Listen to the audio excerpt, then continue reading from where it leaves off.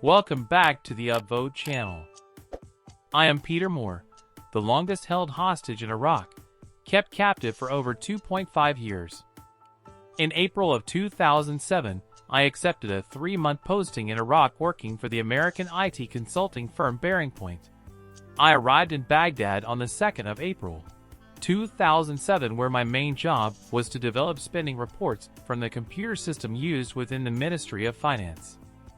On the 29th of May, 2007, around 100 Iraqi police officers from the Ministry of Interior entered the building and took away myself and 4 British guards.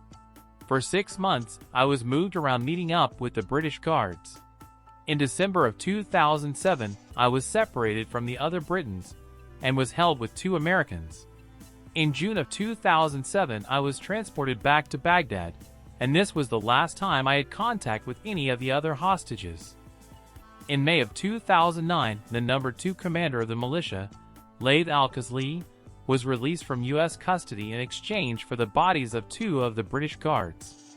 In September, over 100 militia were released in exchange for the body of 1 of the guards.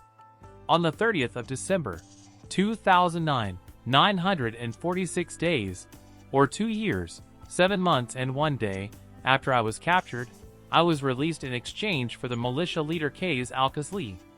The last of the hostages' bodies were eventually handed over in early 2012. Ask me anything. What the everlasting fuck?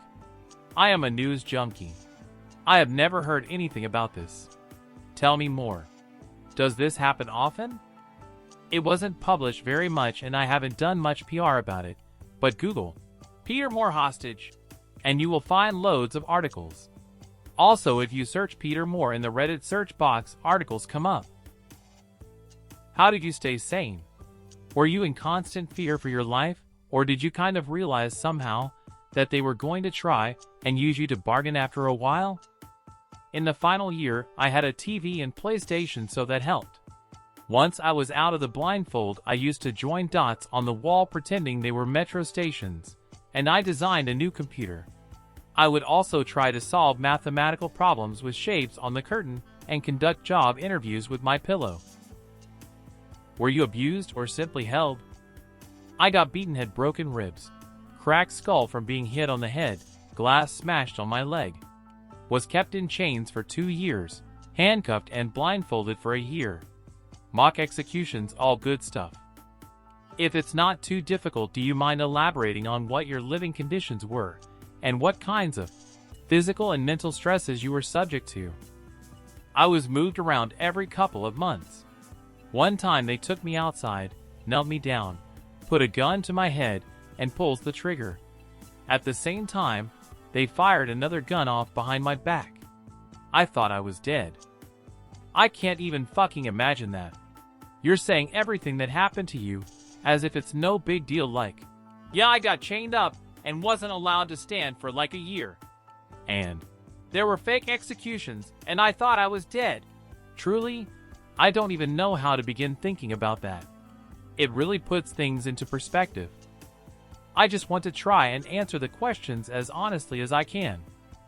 What was seeing things for the first time in a year like? It was strange.